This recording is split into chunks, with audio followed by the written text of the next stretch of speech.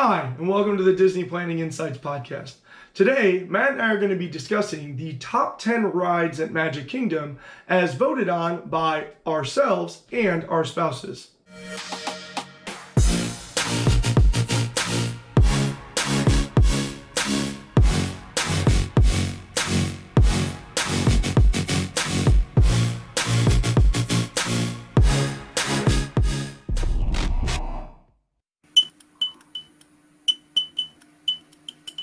So today we're going to be talking about the top 10 rides at Magic Kingdom and also discussing a little bit how they got onto that list. So Matt, at number 10 we have the People Mover.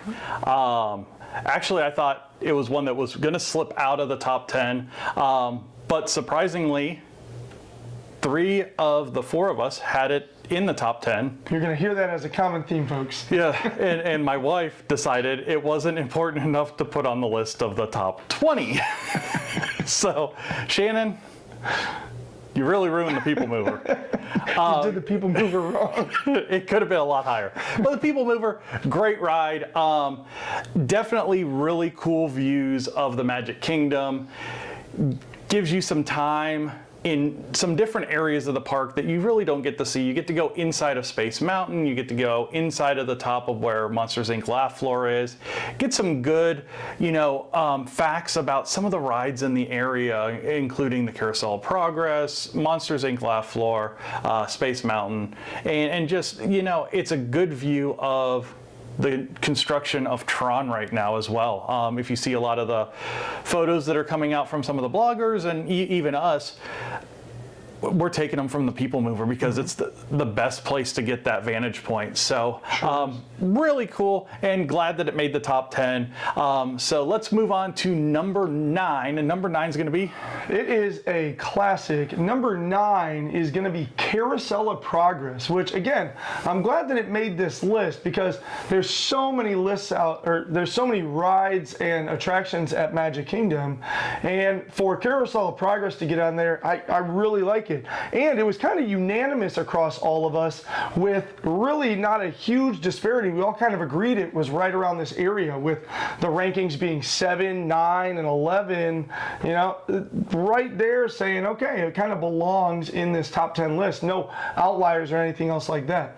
In Carousel of Progress, you sit down and you enjoy watching the story of basically the advent and continuation of technology as it bettered people's lives, working its way through various decades, and it's always told by the same individual sitting there right in the middle of the stage with his good old friend Rover, right? Is the name of the dog? Yeah. Yep.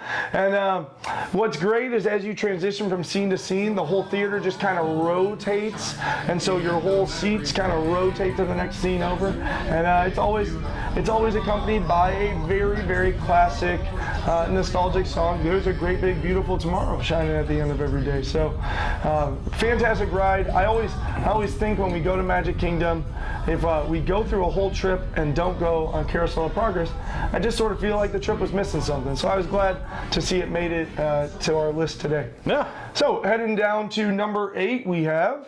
Number 8 is Peter Pan's Flight, which another classic Disney attraction.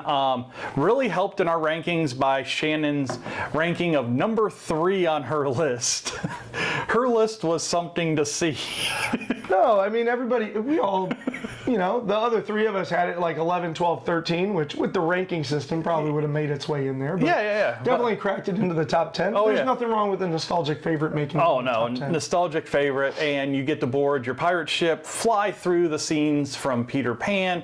Like I said, great nostalgic Disney ride, and don't miss out on the standby line. There are some really cool aspects of the standby line, some interactive things, some things for the kids, and look for Tinkerbell messing around throughout the standby line. So really neat that they've added some technology into that ride without changing the ride itself. Mm-hmm. So yeah, the Darling's bedroom is a really fun time with Tinkerbell for sure. Yeah, so moving on, let's go to number 7. Okay, Okay, number 7 slid down the rankings a little bit. Could arguably have been in probably 5th or 6th, but again, a certain reviewer of the Magic Kingdom rides left it out completely off the list. So coming in at number 7 is Haunted Mansion. Another one of those early on attractions that have been there for a really long time. Haunted Mansion, you get to board a doom buggy and work your way through the manor of 999 happy haunts. It is a great ride despite it being quite macabre. So if maybe you have some really little youngsters, skipping Haunted Mansion might not be a bad call. But my kids enjoy it and my daughters enjoyed it. But I do remember when she was like, 2-3 years old, it was a little off-putting for her. Yeah. And now that she's a little bit older, she enjoys it. Graveyard Scene has a couple of things that pop up and kind of spook you a little bit, but something that's been there from the very beginning and is just sort of that timeless classic. A lot of the rides on this list seem to fit into that timeless classic category. Yeah. They're adding in new things, but you just can't beat the old in many ways. So after Haunted Mansion, we start to slide down, and of course, we find something that we would expect on the top 10. Oh yeah, and at number 6, we're gonna find Space Mountain. Space Mountain, just great thrill ride. One of the things that came out in our Magic Kingdom favorite things is Allie made a great point that she loves that it's a dark roller coaster because you get on it and every time, no matter how many times you're on it, you forget about a turn or you forget about a little hill or a dip or something like that. And it gives that thrill time and time again. Like a normal outdoor roller coaster, you start setting up for different elements. And Space Mountain you don't get to because you just don't know what the track does unless you've ridden it a bunch with the lights on, and there aren't many people that have. Well, let's talk also about just the theming of Space Mountain. The fact that at Halloween they make it pitch black. They take out even the emergency lights and throw in just basically some hard rock music in there.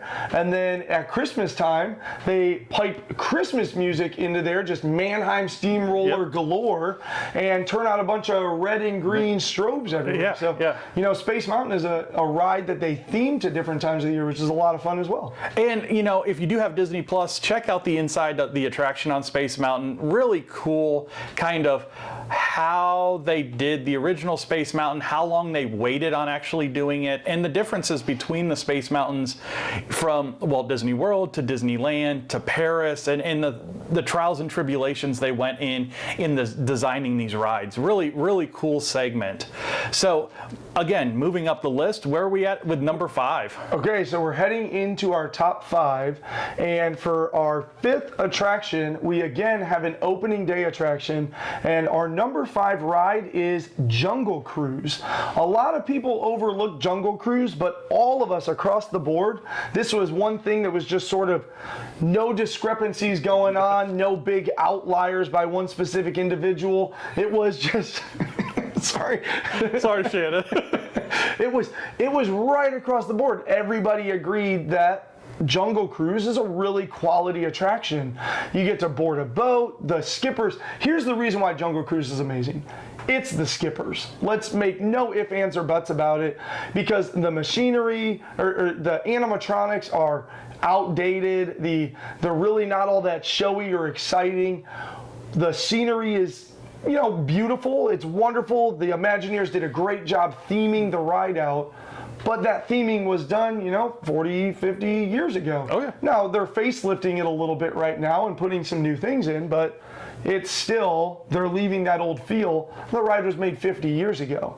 But those skippers and the uniqueness where it might be the same joke, but the punchlines delivered differently or different jokes entirely, and just the sarcastic humor of the skippers just makes the ride phenomenal. I talk in some other podcasts about things that I imagine myself doing when I retire and ultimately get to Disney World, and Jungle Cruise skipper is at the top of my list. Oh, yeah. Like, Oh, yeah. Jungle Cruise Skipper would be, they could put me in a casket and put me somewhere on the ride, and I would be absolutely happy with that fate for my body. Like, I would absolutely love that.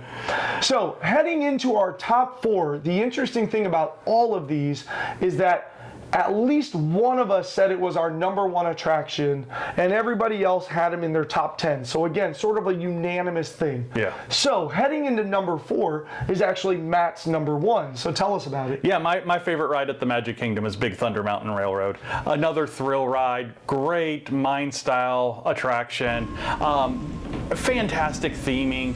It's just, it encompasses a lot of really great elements without being a super scary, super fast ride. And I think that's something that when we talk about Disney compared to, say, a regional park like a Six Flags or a Cedar Point or something like that. Even Universal. Yeah. Compared to its contemporary. It's a park where most everybody can do every ride there. From my 6-year-old, my 11-year-old, me and my wife, we all love this ride. And that's something that I think Disney does hands down better than any other park, is they keep families together all day, and if not all day, most of the day, so that you can enjoy these parks with your family. You know, again, Big Thunder Mountain, great Wild West roller coaster located in the very back of Frontierland. It is my favorite. And at number 3 is Jesse's favorite. My favorite. Actually. Your favorite. Yeah. Your favorite. Yeah, so coming in at number 3 is actually my favorite. It's crazy how this list kind of sorted itself out so nicely. But my favorite is Pirates of the Caribbean. Again, and that's number 3 on our list. Again, a ride that was there at the beginning of the park. You know, if it's not broke, don't fix it, but they've made some improvements to it, or what some people would say are improvements. But what I really love about Pirates of the Caribbean is I really enjoy the Pirates of the Caribbean movie franchise. And so over the last decade or so, 5-6 years, they've added that pirate ship that's laying siege to the fort is now Barbossa, and he's asking for Jack Sparrow to come out. And then as you head into the port town, you find Jack Sparrow kind of Easter egged into all of the different scenes as he's sitting there hearing about a map and being looked for by people. And then he's overlooking this guy that's got the key to the treasure chest. And then towards the very, very end, you come around and Jack Sparrow's sitting inside of the treasure room and singing the timeless classic of Pirate's Life for Me.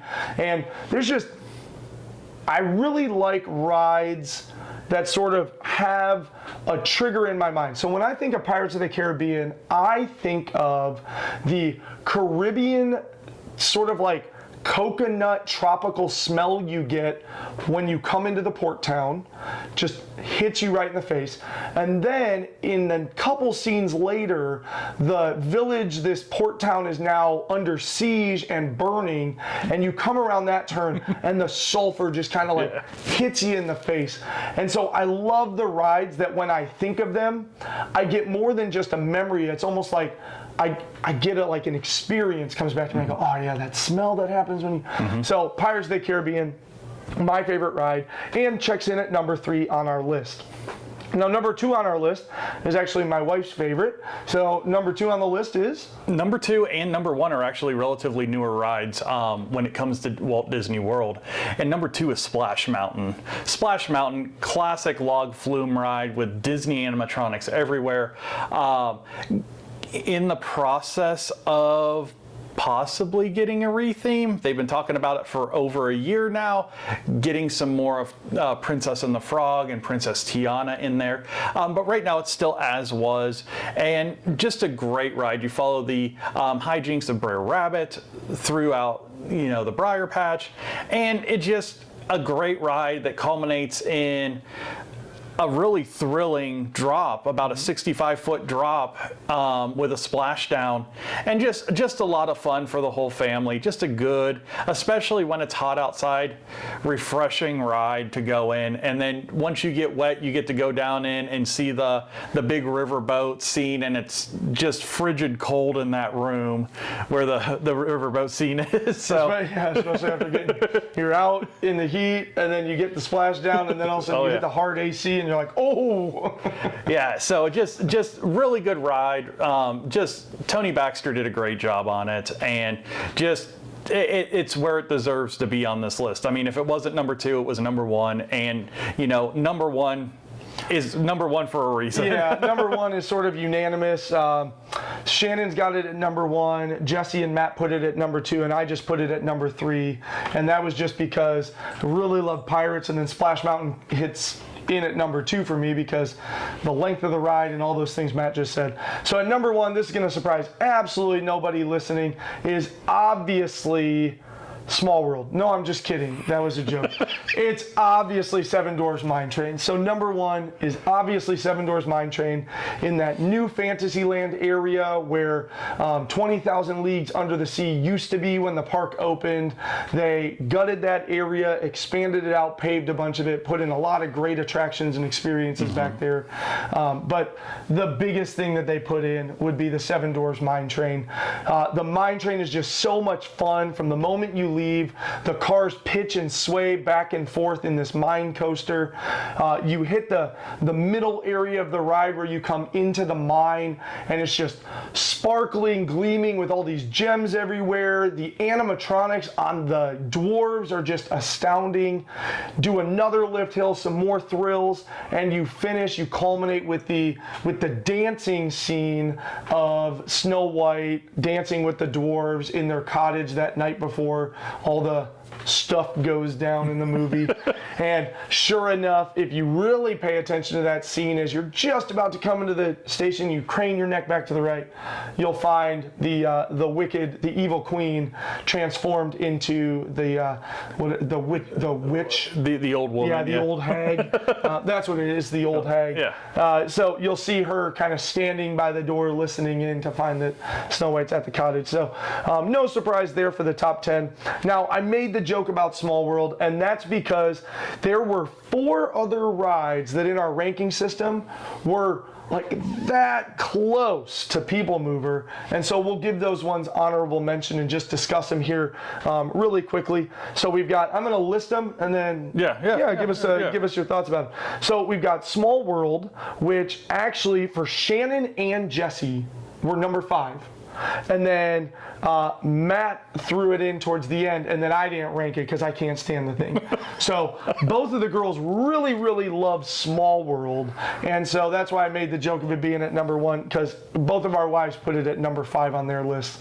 So Small World, right? All the dolls, and yeah, it's a classic for sure.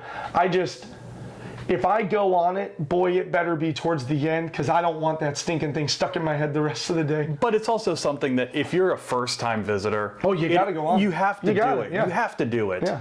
What's our next honorable mention? So our next one is Winnie the Pooh. The Many Adventures of Winnie the Pooh in Fantasyland, right across from Seven Dwarfs Mine Train, is a great family ride.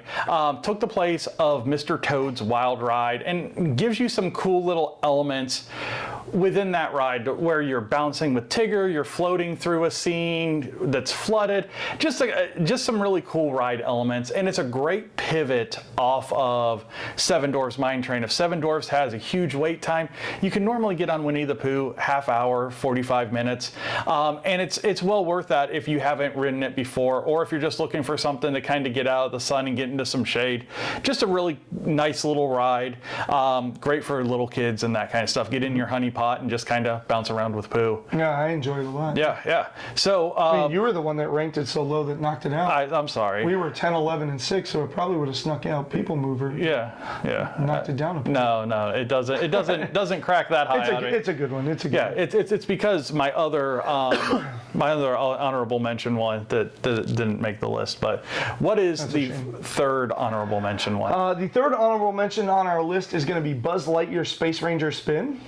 all of us, you know, the highest ranking was 10, but most of us had it kind of in that just outside the top 10 range. So on the plus side, so Buzz Lightyear Space Ranger Spin is kind of a dark ride, but it's a shooter. So you have a little gun, it's got a little laser, you're in a little car that pivots, and you know, you just kind of shoot little targets and you watch your score pile up. So the biggest draw to this ride for me is getting the 999,999 where the scoreboard peaks out. Yeah, and you just need to know the right targets. You do, yeah. So behind the alien in the first room, or behind the robot in the first room, and the bottom of Zurg's ship, and on top of the volcano, just, you know, in case you want to go for it next time. Yeah, get the pin. Yeah, you really do. You need to hit basically 10 targets, and a couple of them are spaced out there.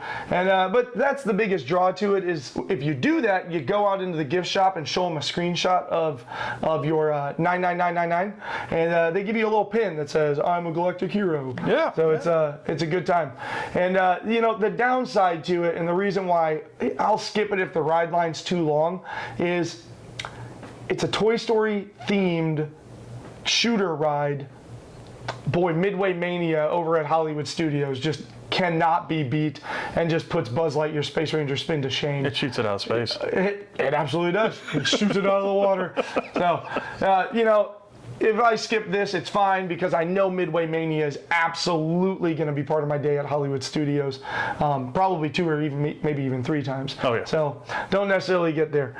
For our last one, Matt and Shannon had it in their top 10s, with Matt having it as high as 3rd on his list, but Jesse and I don't really share the same affinity, so our low rankings pulled it down into honorable mention. But we'll let Matt go ahead and talk about our last one. And our last honorable mention is the Mad Tea Party. For my family, it is a must-do, 1, if not 2 or 10 times on any given trip. Shannon, not so much the 10 times, but when it's me and the kids, it is ludicrous speed, and it is, it's get lost in space. It's be so dizzy that you don't know where the exit is when you get off the ride. And I think that's why it's not as popular to us, because Jesse gets really motion sick. So if we go on it once, it's kind of slow spinning. Maybe I'll take the kids again and kind of whip them around a little bit. But by then, we don't want to make mom stand there waiting for us to spin ourselves into an oblivion. And so I just imagine though, I really want to go with you and your family and just watch like the blur as your teacup spinning. I'll have to put in the video, I'll have to put one of our ride videos that you can't even see what's going on outside of the car. We're moving so fast. You were holding? Yeah. It's just, I'm across the kids and it's just a blur behind them. You see the kids in focus and just the world happening behind it's awesome. Were there any surprises? Anything that you thought should have been a higher that didn't? I mean, I really felt like the list kind of worked itself out the way it should, even though Shannon decided she wanted to underrate some of the really classic rides. Well, to be fair, we undercut a lot of things that she really loves, so turnabout's fair play, I suppose. She's a strange bird. No, anyway. I mean, it makes sense. They really did. They made sense of the way it worked out. You know, some of the stuff that's not on there, great rides, but really at the end of the day, Magic Kingdom's the only place we can do this, because I mean, there's so many attractions at this place, and all of the other parks, boy, we'd be hard to find 20 things, let alone being able to give 14 and have so many more that didn't even make the list. Yeah. I mean, we're talking about, when you talk about rides, shows, meet and greets that have Fast Pass with their own building, there's 42 of those attractions at Magic Kingdom, which is it's astounding, and that's why we always recommend, especially if it's your early time, 2 days at the park. So but thanks for joining us and, you know, letting us tell you what our top 10 were, because, you know, it was our opinion. And feel free to disagree in the comments. Yeah, definitely. And if you do want to contact us about anything, over on Facebook at DPI Podcast, on Twitter at Disney Insights, and if you're planning a trip, want some help, get in touch with this guy at PATM Disney Travel over on Facebook, and just let him know that you heard about him from the DPI Podcast. Thank you guys all for watching, and you guys all have a good day. Bye now.